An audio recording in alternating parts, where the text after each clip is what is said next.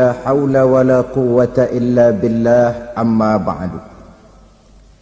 Bapak-bapak, ibu-ibu, saudara-saudara kaum muslimin rahimakumullah. Pada pertemuan yang lalu sudah saya jelaskan bahwa hidup selalu berakhir dengan kematian. Apabila datang kematian menimpa seseorang, datanglah kiamat baginya. Itu yang disebut dengan kiamat kecil. Hakikatnya mati adalah perpindahan dari kehidupan di dunia ini menuju kehidupan di alam barzakh. Menunggu kita di alam barzakh sampai datangnya saat kiamat. Entah 10 tahun, entah 100 tahun, entah 1000 tahun, hanya Allah saja yang maha tahu. Adapun orang-orang beriman yang melakukan amal kebajikan dalam kehidupan di dunia ini, masa penantian yang lama di alam barzakh buat mereka sebentar saja. Tetapi bagi orang-orang kafir yang ingkar, yang tidak beriman kepada Allah, yang hidup di dunia cuma menumpuk-numpuk dosa, tentu penantian di alam barzakh akan merupakan waktu yang sangat lama. Bukankah dalam kehidupan kita waktu itu memang relatif? Contoh misalnya, bagi pemuda-pemudi yang sedang duduk asyik memadu cinta, waktu 4-5 jam saja rasanya cuma 4-5 menit. Tenggelam oleh keasikan. Tapi buat orang yang berbaring di rumah sakit, meratap di balik-balik apa itu tembok derita kata lagu, di balik dinding-dinding penjara, sehari bagai seminggu, seminggu rasa sebulan, sebulan boleh jadi rasa setahun. Penantian yang sangat lama. Kapan kiamat itu akan datang? Ini rahasia Allah. Jangankan kita yang orang awam, baginda Nabi sendiri tidak diberitahu oleh Allah kapan kiamat itu akan terjadi. Tetapi sungguh pun demikian, banyak hadis-hadis yang menjelaskan ciri atau tanda-tanda datangnya kiamat. Nah, kalau sudah bicara soal tanda, tanda kiamat itu ada 2. Pertama yang disebut alamatus sughra, tanda-tanda kecil. Ini waktunya masih ada tenggang. Ada yang dinamakan alamatul kubra, tanda-tanda besar. Artinya kiamat sudah diambang pintu. Apa tanda-tanda kecil dari datangnya hari kiamat itu? Misalnya kata Nabi, apabila ilmu sudah diangkat oleh Allah, artinya apabila ulama sudah banyak wafat, minat orang belajar agama berkurang, lalu kebodohan nampak merajalela di mana-mana, zina dikerjakan secara terbuka, minuman-minuman keras jadi kebanggaan, itu termasuk di antara tanda-tanda kecil terjadinya hari kiamat. Apalagi misalnya iza waladatil ammatu rabbataha, apabila budak sudah melahirkan tuan. Apa maksudnya? Ada yang mentafsirkan apabila anak sudah bisa membudaki orang tuanya. Orang tua yang melahirkan dia, yang membesarkan dia, demi setelah si anak besar jadi orang berpangkat, bertitel, berharta, berkedudukan, jadilah orang tua itu budaknya. Sehingga sering dibilang kalau orang tua kaya, anak jadi raja. Tapi kalau anak yang kaya, orang tua sering jadi budak. Apalagi munculnya fitnah yang bergelombang, timbul perang antara dua bangsa yang besar, waktu berjalan terasa sangat pendek sekali. Itu merupakan tanda di antara tanda-tanda kiamat. Termasuk di dalamnya sulit membedakan mana laki, mana perempuan. Kan kalau tanda-tanda kayak begini sekarang sudah banyak kita lihat kan. Ulama banyak wafat, penggantinya sulit. Zina dikerjakan berterang-terangan, minuman keras jadi kebanggaan. Banyak anak membudaki orang tuanya, sulit membedakan mana laki, mana perempuan. Kadang-kadang dari belakang kita lihat perempuan bener, begitu kita colek nengok jenggotan.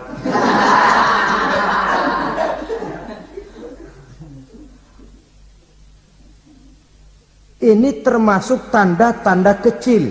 Masih ada tenggang sampai akan terjadinya kiamat itu.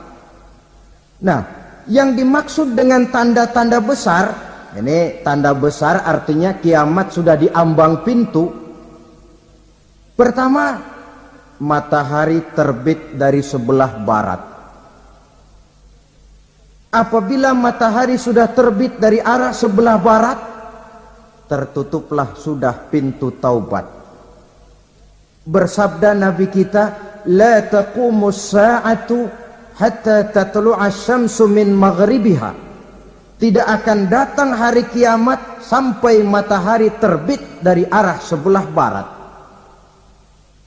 Fa iza tala'at, manakala matahari telah terbit dari arah sebelah barat, wa ra'ahan nasu, manusia banyak menyaksikan itu, amanu ajma'un, mereka pun lalu beriman. Yang tadinya kafir, yang tadinya ingkar, yang tadinya membangkang, setelah melihat matahari terbit dari sebelah barat, buru-buru beriman, berlomba-lomba mengucap dua kalimat syahadat. Tapi apa yang terjadi? Kata Nabi, wadzalika hina la yanfa'u nafsan imanuha lam takun amanat min qabl. Hari itu adalah hari yang iman sudah tidak berguna lagi bagi seseorang apabila sebelumnya memang dia tidak pernah beriman. Au kasabat fi imaniha khaira, atau beriman tetapi tidak pernah melakukan kebajikan di dalam keimanannya itu. Hari yang sudah kasib, hari yang sudah terlambat, beriman tidak akan ada gunanya lagi. Ini pelajaran buat kita. Sebelum sang surya terbit dari sebelah barat, sebelum nafas sampai di tenggorokan, artinya pintu taubat masih terbuka. Kalau dua hal itu sudah terwujud, nafas sudah sampai di kerongkongan atau matahari sudah terbit dari arah sebelah barat, tertutuplah sudah pintu taubat.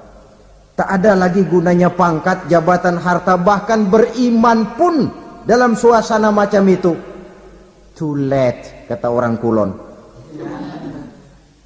Sudah terlambat.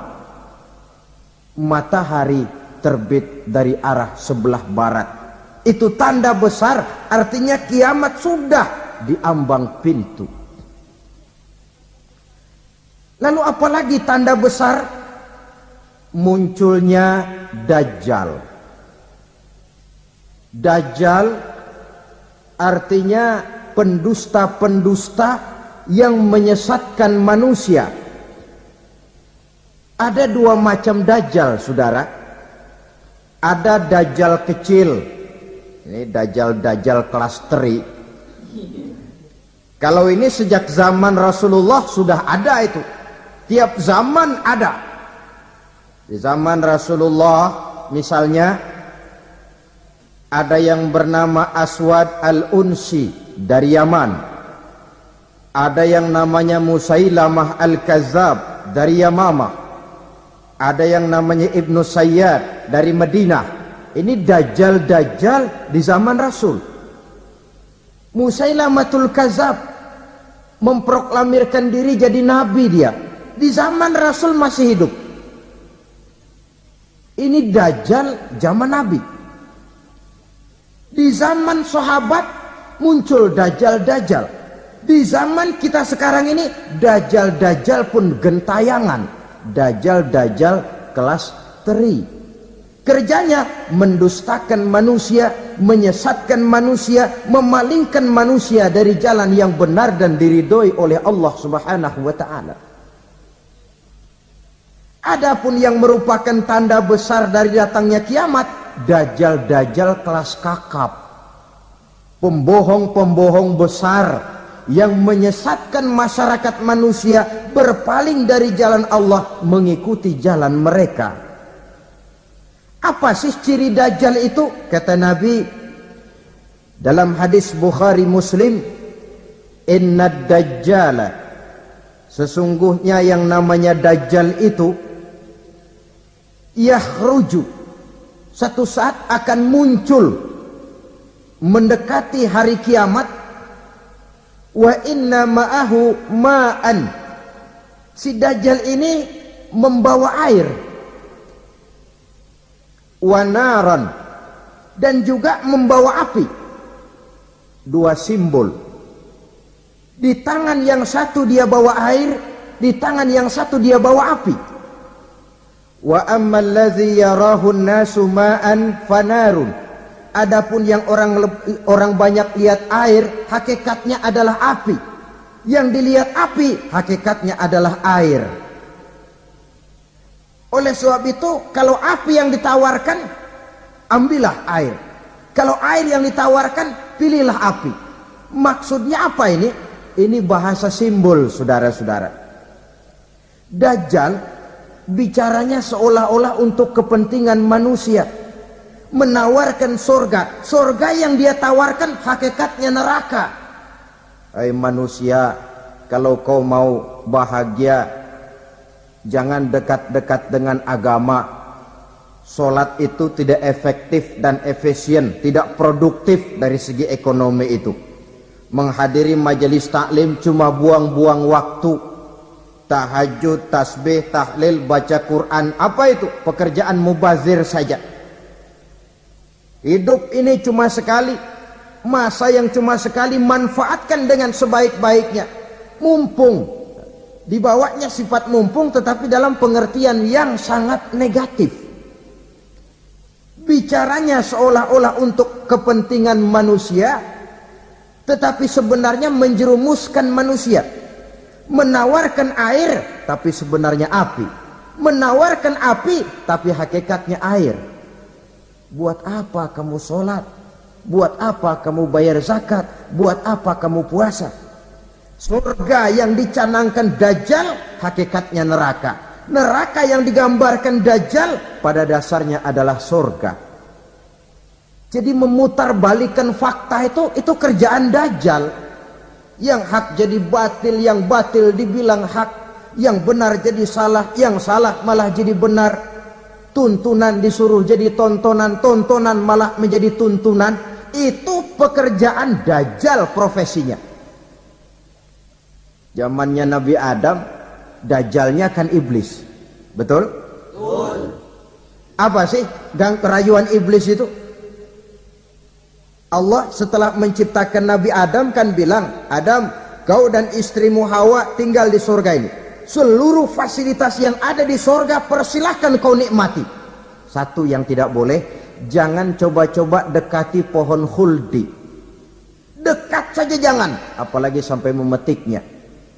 Datang dajjal yang namanya iblis ini. Adam, kamu tahu nggak kenapa tidak boleh makan buah khuldi? Ya nggak tahu, pokoknya saya dilarang. Bodoh kamu Dam. Khuldun artinya kekal.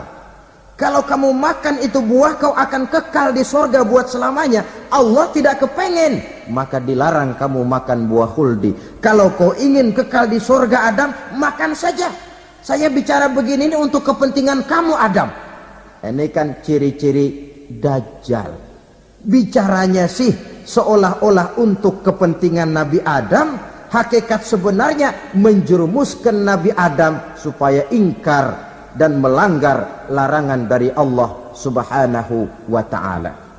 Jadi setelah muncul dajjal, timbul kekacauan-kekacauan di masyarakat. banyak yang terpengaruh, terpedaya dan terpesona. Termasuk mereka yang memproklamirkan diri jadi nabi, mereka yang memproklamirkan diri jadi rasul di zaman sesudah Rasulullah wafat, itu adalah dajjal-dajjal.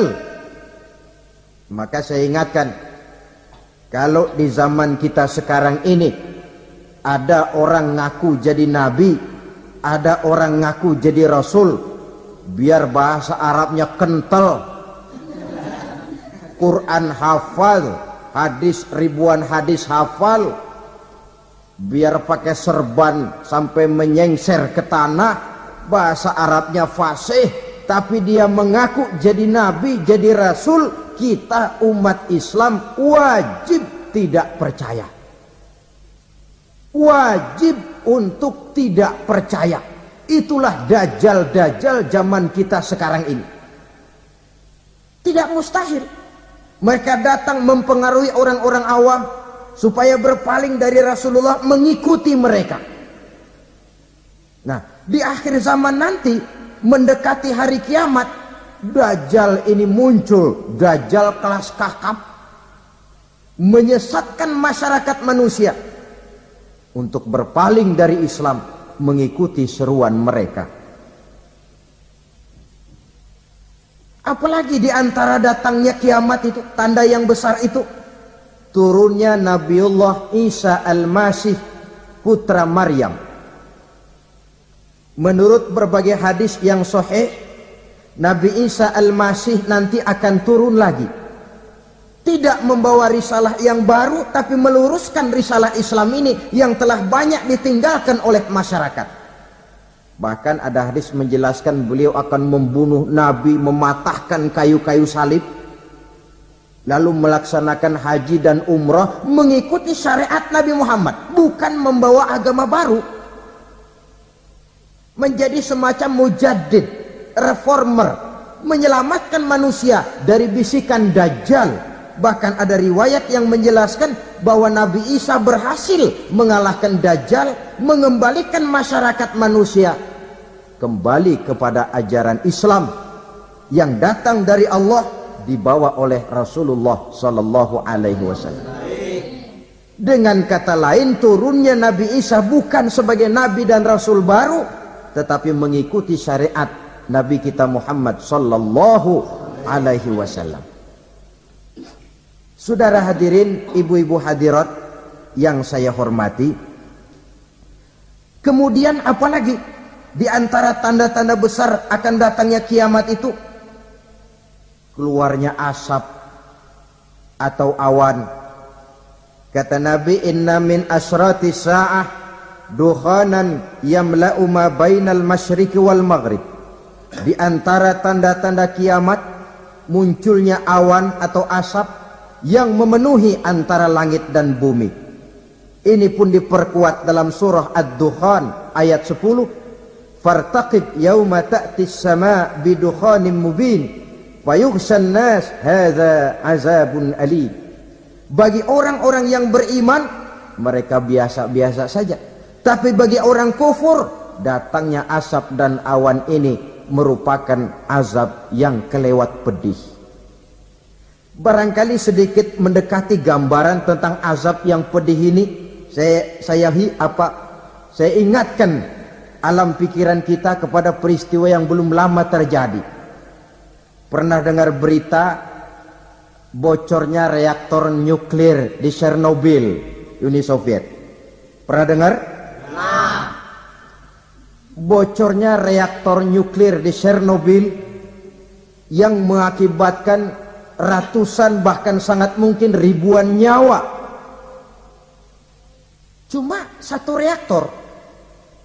Bagaimana kalau seluruh cadangan nuklir yang dimiliki oleh para negara adik kuasa ini diledakkan? Bahkan yang konon menurut catatan, cadangan nuklir yang dimiliki bersama oleh Amerika dan Rusia sekarang ini sudah sanggup memusnahkan 6 miliar manusia. 1,5 kali lebih banyak dari jumlah manusia yang nongkrong di permukaan bumi ini. Saudara-saudara hadirin yang saya hormati,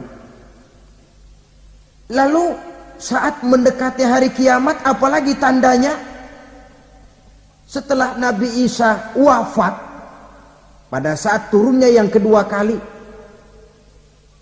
lalu Allah meniupkan angin sejuk, semua orang-orang beriman, orang-orang baik wafat, sehingga penghuni bumi ini cuma tinggal lagi terdiri dari orang-orang kafir.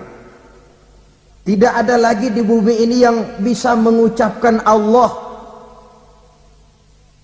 Sehingga dalam hadis qudsi itu ada keterangan, innallaha azza wa jalla yaqulu li Israfil.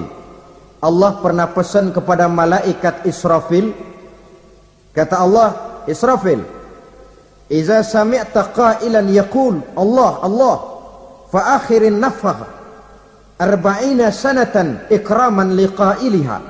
Hai Israfil, apabila kau dengar di permukaan bumi masih banyak orang yang mengucapkan Allah Allah, maka tunda sangkakala kiamat itu 40 tahun. Untuk apa? Ikraman liqailiha, menghormati orang yang mengucapkan Allah Allah itu. Wah, jadi karena sekarang masih banyak yang mengucapkan Allah, besar hatilah kita, masih jauh kiamat itu. Tapi jangan lupa, kiamat pribadi, kiamat kecil itu yang nggak kita sangka-sangka. Ajal datang mencabut nyawa, itu kiamat pribadi, dan itu yang pasti kita hadapi, dan itu yang membuat kita tidak boleh bersikap main-main di dalam kehidupan sekarang ini. Saudara hadirin yang saya hormati, tidak ada lagi orang-orang muslim, seluruh penduduk dunia ini kafir. Lalu terciptalah struktur sosial yang berlandaskan prinsip hidup semau gue. Bakal terjadilah prinsip di mana yang kaya menyantap yang miskin, yang kuat menindas yang lemah. Hidup sudah bagaikan di rimba belantara, berlaku hukum rimba, siapa yang kuat dia yang menang, siapa yang lemah menjadi mangsa. Timbul kekacauan, maksiat merajalela, munkarat menjadi-jadi, sehingga isi bumi ini penuh dengan segala macam perbuatan dosa. Tidak ada perlunya lagi alam diperpanjang temponya. Datang saat yang sudah dijanjikan oleh Allah Azza wa Jalla, maka terjadilah yang disebut kiamat kubra, kiamat besar, kiamat hancur-hancuran. Bagaimana kejadian ini dimulai? Dalam surah Az-Zumar ayat 68, Allah Subhanahu wa taala berfirman, wa nufikha fis-suri fasa'iqa man fis samawati wa man fil ardi illa man sya'allahu. Maka manakala ditiuplah sangkakala, terkejutlah seluruh yang ada di langit dan seluruh yang ada di bumi. Bila saat kiamat datang, Allah perintah malaikat Israfil, Israfil, tiup sangkakalamu.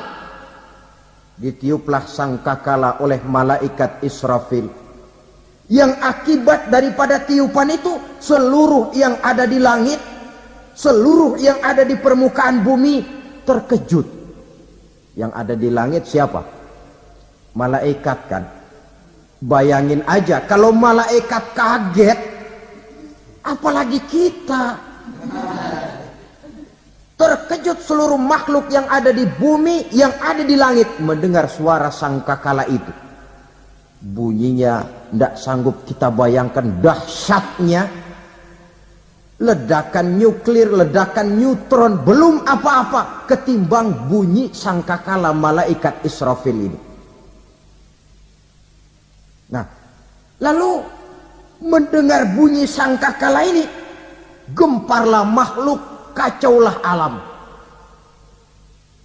Bumi gempa, planet-planet bertabrakan, gunung meletus, air laut tumpah ke darat, angin topan bertiup, halilintar menyambar. Lalu semua yang bernama hidup mati total. Mati bareng tanpa persiapan. La haula wala quwata illa billah. Saya kadang-kadang dalam tafakur bermohon, ya Allah, mudah-mudahan saya enggak nemuin kiamat beneran. Ngeri. Tidak bisa kita bayangkan macam apa suasana seperti itu. Allah saja banyak memberikan gambaran, misalnya Al-Qari'ah, wa mal qari'ah, wa ma adraka mal qari'ah. Kejadian yang menggemparkan. Tahukah kamu apa kejadian yang menggemparkan itu? Yauma yakunun nasu kal farasil mabsus wa takunul jibalu kal ihnil manfus. Pada saat itu manusia berterbangan bagai kupu-kupu. Gunung berterbangan seperti kapas ditiup angin. Gunung saja macam kapas, konon lagi manusia. Kematian total, mulai semut sampai gajah mati, jin mati, iblis mati, malaikat mati. Malaikat saja mati. Saudara hadirin yang saya hormati, kematian total yang tanpa persiapan. Orang bilang, Pak, kalau mati bareng begitu yang repot malaikat maut dong ya. Cabut sana, cabut sini. Itu kalau menurut logika kita, mestinya begitu menurut logika. Tapi logika juga yang bilang nggak perlu serepot itu. Sebab untuk mematikan listrik di wilayah DKI, di wilayah Jakarta, nggak perlu tiap rumah didatengin matiin ya lama. Cukup dari kantor pusatnya saja PLN tekan satu tombol, gelaplah seluruh Jakarta. Saudara hadirin yang saya hormati, kematian total. Lalu setelah kematian total, planet-planet juga mati, dalam arti tidak bergerak dan beredar. Angin mati, dalam arti tidak bertiup. Air mati, dalam arti tidak ada riak gelombang.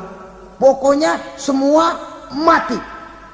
Kullu nafsin za'iqatul maut. Semua yang bernafas mati. Dalam ayat lain, kullu man 'alaiha fan. Semua yang ada di permukaan bumi fana. Yang kekal cuma Allah subhanahu wa ta'ala. Yang paling belakang mati, malaikat maut dan malaikat Israfil. Tapi mati juga sesuai dengan janji Allah. Menurut hadis Bukhari Muslim dari Abi Hurairah, masa tenggang waktu antara kematian total pada tiupan sangkakala pertama dengan proses kebangkitan pada tiupan sangkakala kedua 40 lamanya. Tidak dijelaskan oleh Abi Hurairah 40 jam, apa 40 hari, apa 40 tahun. Hadis-hadis cuma menyebutkan 40 saja. Sunyi alam, yang tinggal cuma Allah saja lagi. Ketika itu Allah berseru-seru, katanya, limanil mulkul yauma. Siapa para penguasa hari ini? Mana itu raja-raja dan penguasa yang dulu mengaku jadi Tuhan? Fir'aun. Mana Fir'aun sekarang? Yang dulu jadi raja, merasa berhasil, sombong, lalu tidak mau turun-turun dari kekuasaannya, sampai kepada puncak kekurang ajarannya mengangkat diri jadi Tuhan. Mana itu Fir'aun? Namrus. Mana sekarang Namrus? La ilaha illa ana. Ternyata tidak ada Tuhan lain selain daripada aku, kata Allah. Proses kemudian, saudara-saudara, turunlah hujan dari langit. 40 lamanya hujan itu. Tidak jelas juga 40 jam apa 40 hari. Setelah air turun membasahi, datanglah tiupan sangkakala yang kedua. Semua yang bernama mati bangkit dari kuburnya masing-masing. Ini yang disebut Yaumul Ba'tsi, hari kebangkitan.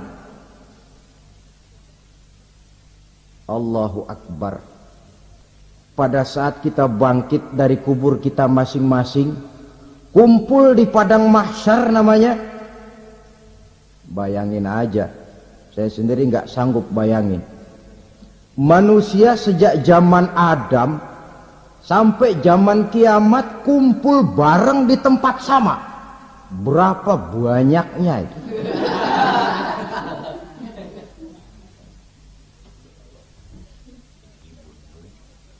Dan yang luar biasa menurut satu riwayat, pada saat bangkit itu, Masya Allah, roman muka kita berubah, disesuaikan dengan amalan kita waktu di dunia ini. Barang siapa yang waktu di dunia amalannya itu amalan tikus, di akhirat nanti dia bangkit dari kubur, mukanya seperti muka tikus. Gagah betul badannya, tapi mukanya seperti tikus. Kenapa? Amalannya waktu di dunia seperti amalan tikus. Apa amalan tikus itu? Suka ngegeragoti barang yang sudah disimpan rapi-rapi. Orang sudah simpan uang rapi-rapi, simpan perhiasan rapi-rapi, digeragoti oleh tikus. Maling-maling, pencoleng-pencoleng, koruptor-koruptor, itu nanti di akhirat nanti kita lihat mukanya seperti muka tikus. Oh, ini waktu di dunia suka nyolong, mukanya seperti muka tikus. Barang siapa yang waktu di dunia ini amalannya itu amalan macan, dia akan bangkit nanti mukanya seperti muka macan. Apa amalan macan? Macan itu amalannya menang-menangan. Orang yang mau menang saja nggak mau mengalah. Coba lihat di hutan. Kenal hutan nggak? Di hutan, raja hutan di mana-mana pasti macan. Betul kan? Betul. Padahal hutan belum pernah bikin pemilihan umum. Tapi macan tidak peduli ada pemilihan umum apa tidak, pokok saya raja. Sebab apa? Macan jadi raja itu bukan karena benar, tapi karena kuat jadi raja. Setelah dia jadi raja, rakyat hutan yang mesti dilindungi malah dimakan oleh raja macan. Kambing rakyat hutan dimakan oleh macan. Ayam rakyat hutan dimakan oleh macan. Itu nanti kita lihat di akhirat itu mukanya seperti muka macan, gagah betul. Lalu barang siapa yang di dunia ini amalannya itu seperti amalan anjing, nanti dia punya muka seperti muka anjing. Apa amalan anjing? Pertama, anjing itu kalau disuruh jaga rumah, dia tidak bisa membedakan mana maling, mana tamu. Biar yang datang maling, kalau bawa tulang, anjing kalem. Yang kedua, anjing itu akan setia kepada siapa saja yang memberinya roti. Siapa yang memberinya roti, itulah majikannya. Apa kata majikannya, pasti dia laksanakan. Soal benar atau salah dia tidak peduli. Setelah anjing dapat roti, dia tidak punya pilihan lain kecuali bilang, abdi mah kumaha juragan wae ayeuna mah.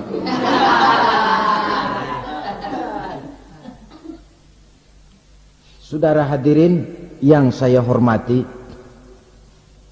berkumpul di padang mahsyar, tiap orang sibuk dengan persoalannya masing-masing. Matahari waktu itu didekatkan oleh Allah. panas luar biasa. Ada yang saking panasnya itu mencucurkan peluh keringat sampai sebatas mata kakinya. Ada yang keringatnya sampai sedengkulnya, ada yang keringatnya sampai sepusatnya, ada yang keringatnya mengalir sampai sebahunya, ada yang kelelap oleh keringatnya sendiri, sementara orang di sampingnya enggak apa-apa. Bergantung lagi amalan dia waktu di dunia ini. Saudara-saudara, sebagian orang dalam kepanikan padang mahsyar berombong-rombong datang mereka menghadap Nabi Adam. Ya Adam, anta abal bashar. Hai Adam, Tuhan adalah bapak moyang manusia. Kami sebentar lagi akan disidang, dimintakan pertanggungan jawab. Tolonglah kami, hai Adam. Kata Nabi Adam, jangankan nolongin sampean, saya sendiri tanggung jawab di hadapan Allah ketika dulu tidak boleh makan khuldi, saya serobot. Sudahlah, urus diri masing-masing saja, nafsi.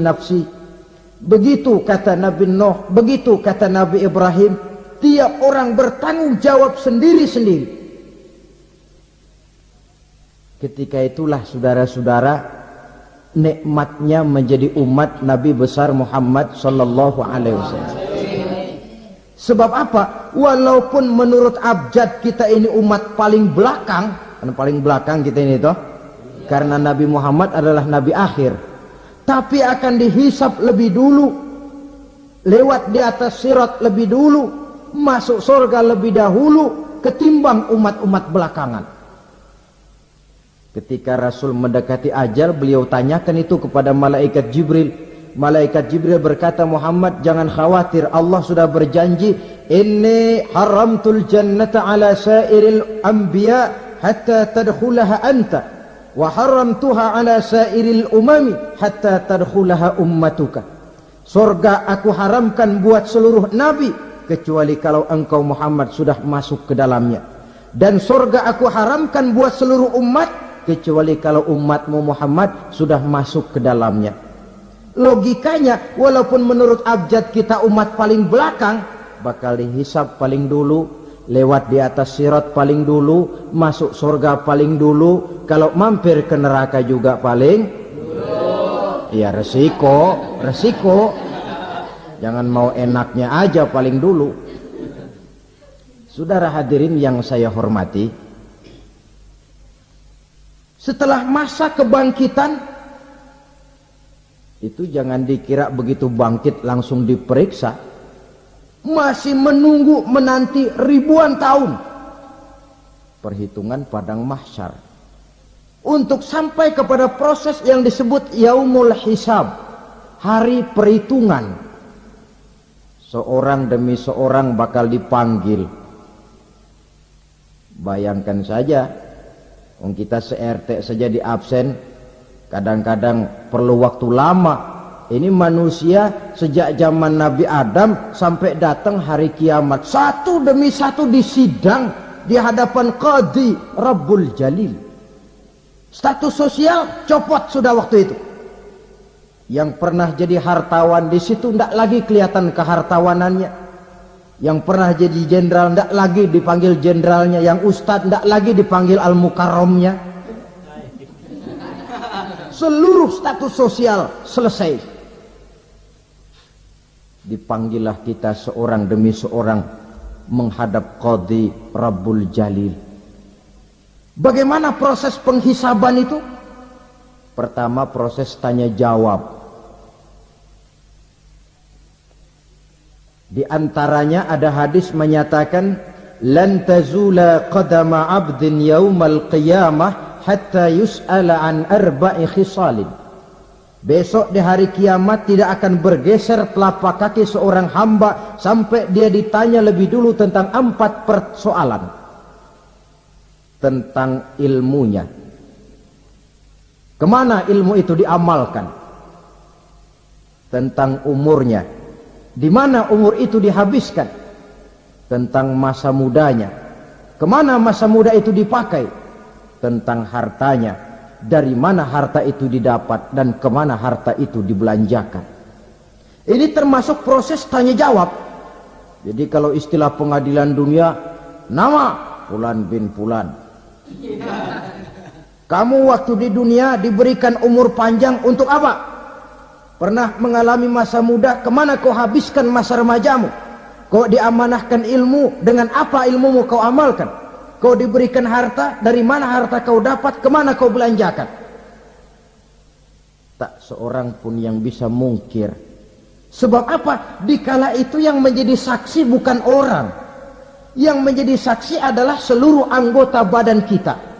Tangan bicara, kaki jadi saksi terhadap seluruh amalan yang pernah kita kerjakan pada saat kehidupan di alam dunia ini. Selesai proses tanya jawab, lalu diperlihatkan buku catatan kita waktu hidup di dunia ini. Jangan lupa Allah itu menyiapkan 2 superkomputer kepada kita. Sebelah ditempelin sebelah kanan, yang sebelah tempelin di sebelah kiri. Komputer itu namanya Raqib dan Atid. 2 malaikat yang apabila baik kita lakukan, refleks saja akan menulis kebajikan kita. Jahat kita kerjakan akan tertulis. Catatan itu nanti diperlihatkan kepada kita. Waduh, alangkah malunya pada saat diperlihatkan catatan kita, buku rapot kita merah melulu. Barangkali diperiksa sambil diomelin, brengsek lo. Buku merah melulu begini, bagaimana waktu hidup di dunia? Tidak cukup diperlihatkan buku catatan kehidupan, rekaman kehidupan. Rekaman kehidupan kita secara utuh sejak terlahir sampai ajal datang merenggut nyawa. Barangkali mirip dengan video sekarang ini, di mana terekam dengan baik seluruh kegiatan kita sejak yang sekecil-kecilnya sampai kepada yang sebesar-besarnya. Untuk kemudian kita pun menerima balasan. In khairan fa khairun wa in syarran fa syarrun. Kalau baik ya baik balasannya, kalau jahat ya jahat juga balasannya.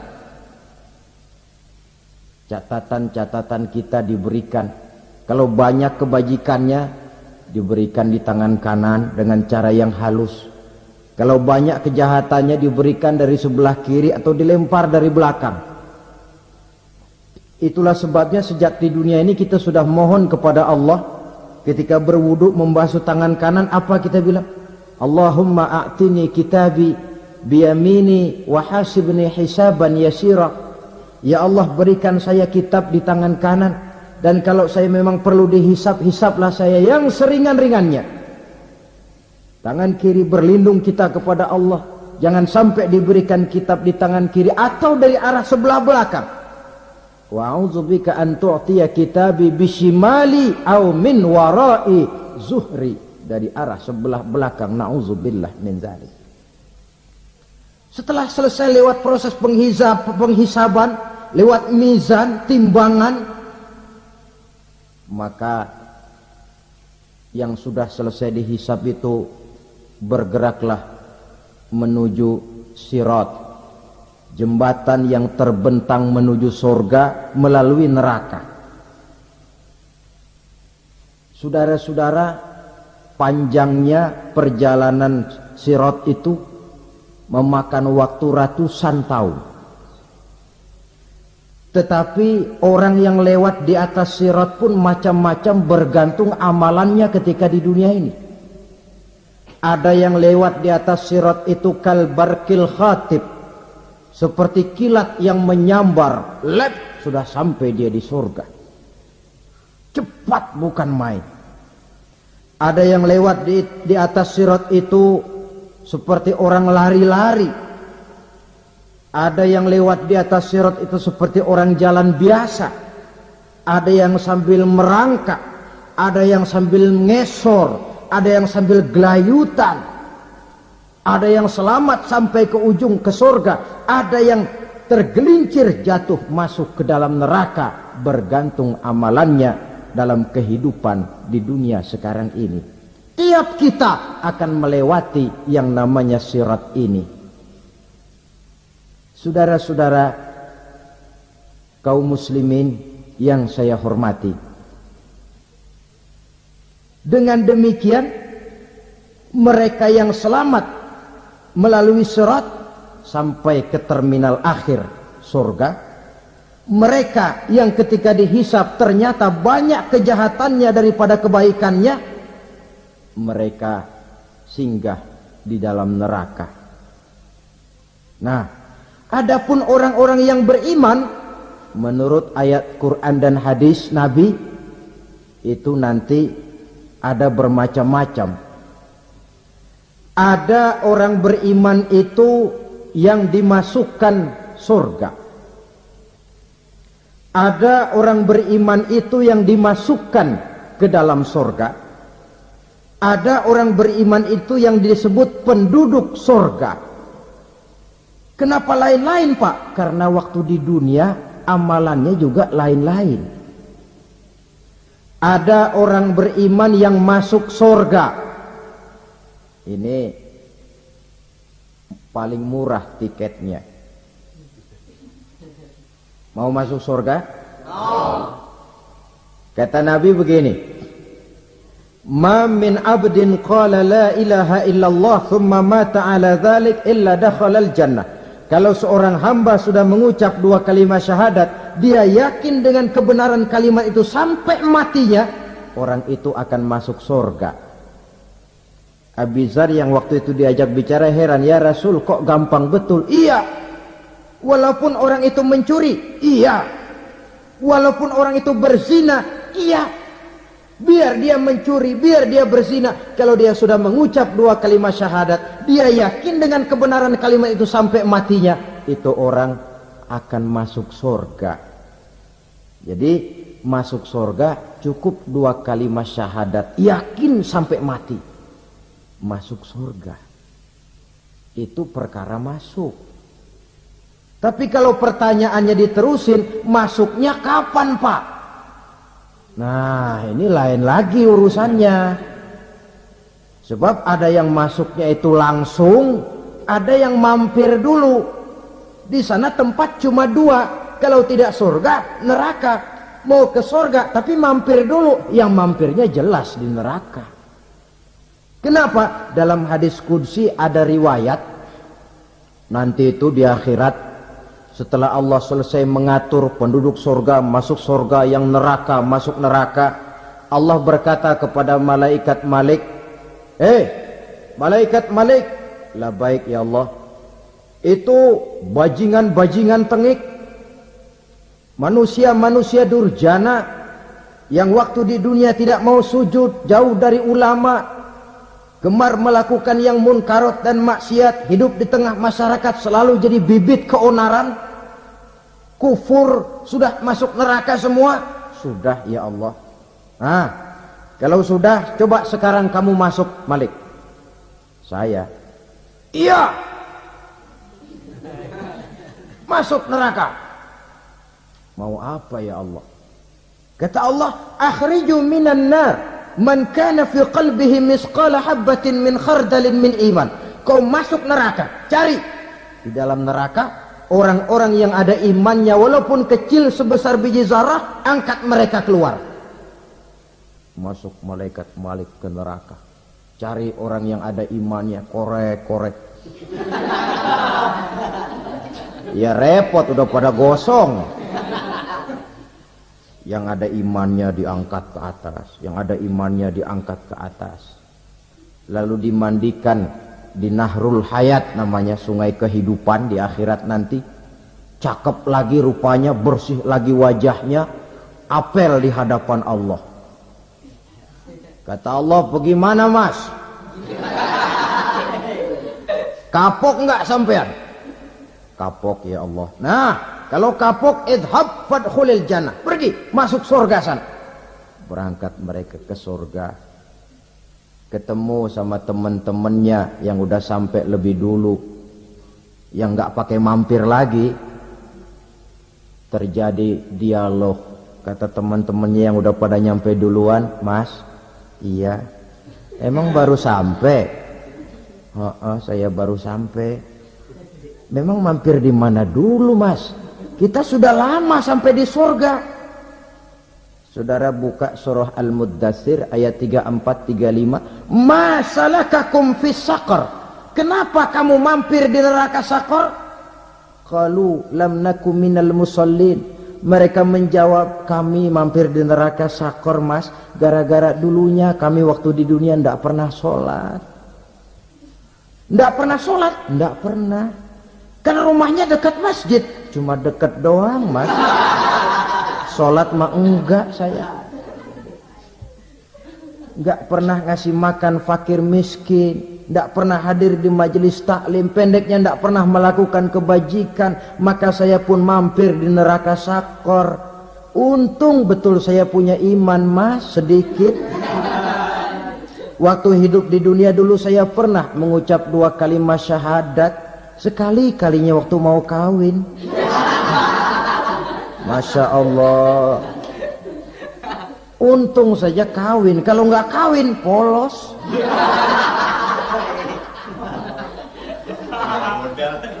Itu juga pengulu sudah setengah mati ngajarin.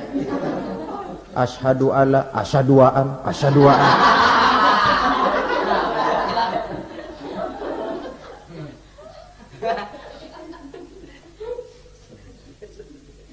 Ini namanya masuk surga, ada mampir dulu. Ada pula orang mukmin itu yang dimasukkan surga. Namanya dimasukkan kan terima beres. Saya masuk ke rumah, jalan sendiri, cari tempat sendiri. Saya dimasukkan ke dalam rumah, terima beres, pokok ada di dalam, itu dimasukkan namanya. Nggak pakai mampir. Tapi tentu tiketnya lebih mahal ketimbang yang pertama tadi. Apa kata Allah? Innal ladzina amanu wa amilus salihat la ukaffiranna anhum sayyi'atihim wa la udkhilannahum jannah. Sesungguhnya orang-orang yang beriman kemudian beramal soleh, kami hapuskan segala dosa dan kesalahannya, kami masukkan mereka ke dalam surga. Lihat ayatnya, Allah yang memasukkan, kita yang dimasukkan. Tidak pakai transit, tidak usah mampir. Cuma tidak cukup syahadat, tidak cukup amanu, tapi diiringi dengan wa'amilus salih. Iman, amal. Tidak cukup syahadat, lalu dibuktikan dia sholat, dia zakat, puasa, lalu dia melakukan berbagai macam kebajikan. Ini yang menyebabkan dia tidak pakai mampir di tempat yang bernama Saqar.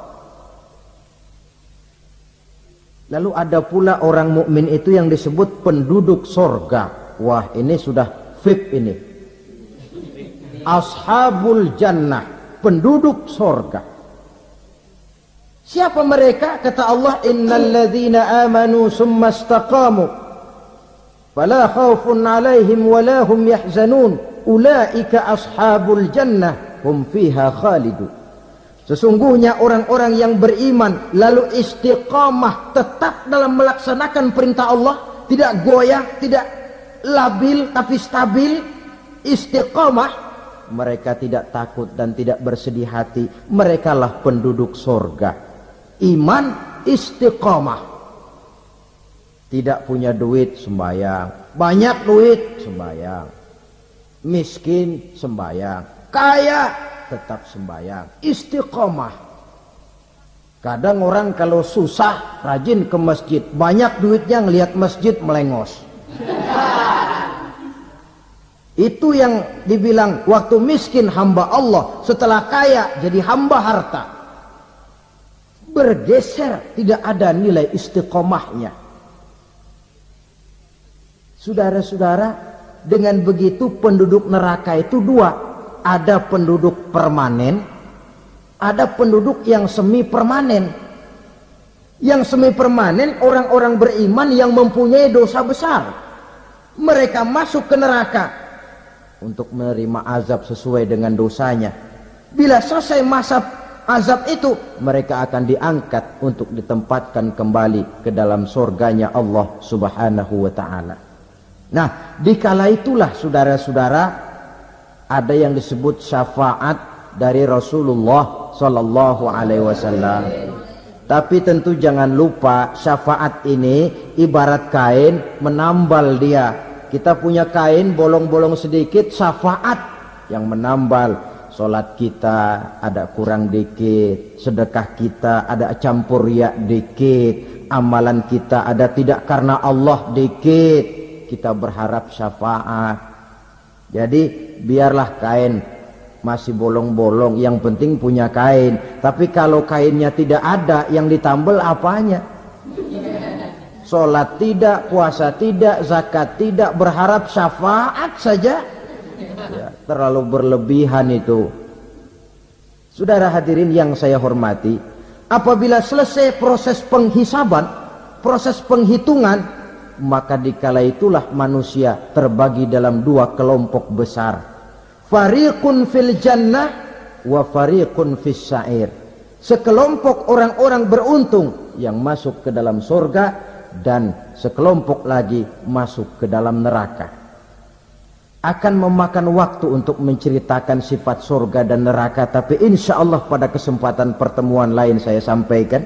Namun sebagai gambaran umum cukuplah saya sampaikan sebuah hadis qudsi. Allah jelaskan, a'dadtu li'ibadiyas salihin ma la aynun ra'at wa la uzunun sami'at wa la khatara fi qalbil bashar. Aku sediakan buat hamba-hambaku yang soleh, yang tidak pernah terlihat oleh mata, tidak pernah terdengar oleh telinga, dan belum pernah terdetik dalam hati manusia. Jadi kenikmatan surga belum pernah dilihat mata, belum pernah didengar telinga, belum pernah terdetik dalam hati. Pedihnya azab neraka belum pernah terlihat mata, belum pernah terdengar telinga, belum pernah terdetik dalam hati. Saudara hadirin yang saya hormati, oleh karena itu sebagai uraian akhir daripada kiamat ini, marilah sama-sama kita memanfaatkan hidup dengan sebaik-baiknya, supaya jangan timbul penyesalan di hari kemudian nanti. Mudah-mudahan kita seluruhnya diselamatkan Allah dari azab neraka dan mendapat surga dan ridhonya. Sekian dan demikianlah pertemuan. Warahmatullahi wabarakatuh.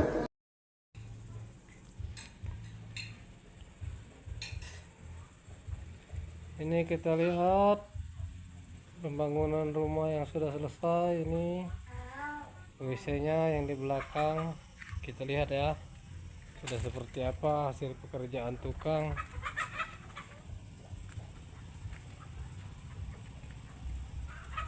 Wah, bagus sekali rupanya. Keramiknya sudah terpasang. Oke, tempat airnya sudah ada, lantainya sudah pun bagus. Ini lokasinya masih luas ya.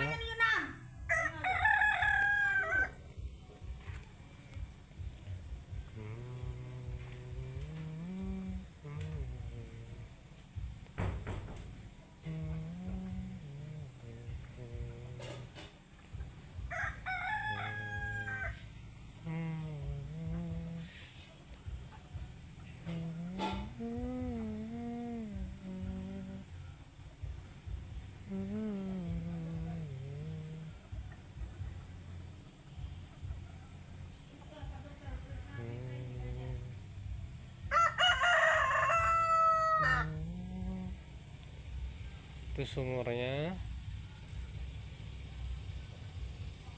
Oke.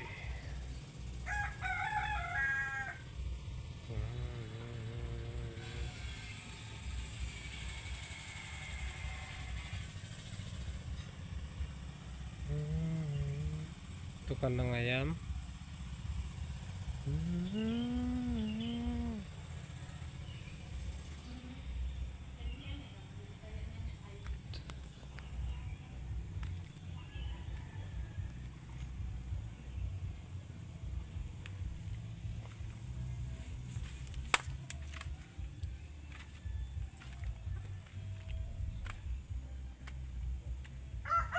Daun singkongnya segar-segar ini.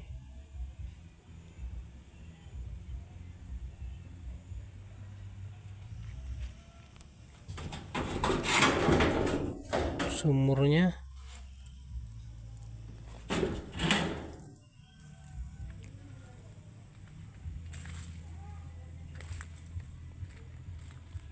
cabenya ini, cabenya baru hidup, baru lunas, mantap.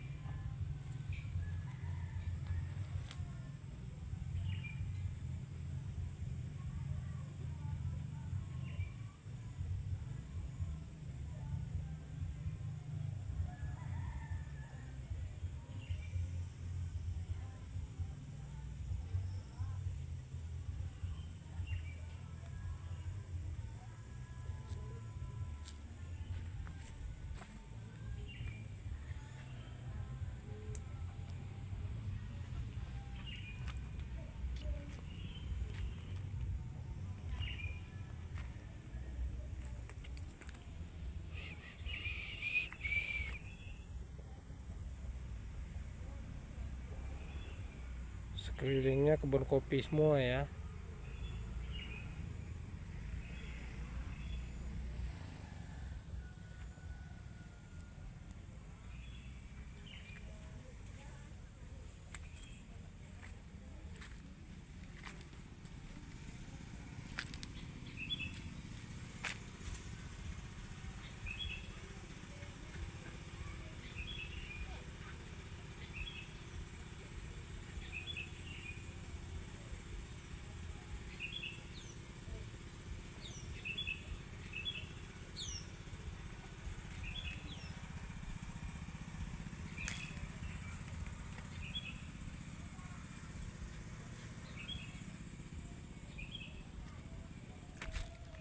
Oke, kita balik lagi.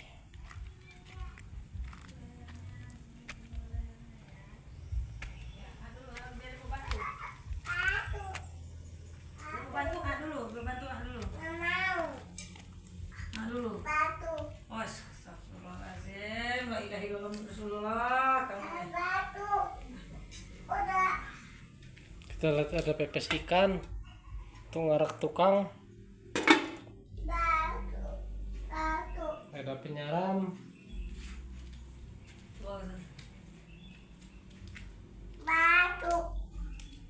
ini pintunya ini karya tukang Palembang, ini desainnya ngambil dari YouTube. Ya bantu, dulu biar aku balut. Nah, dulu.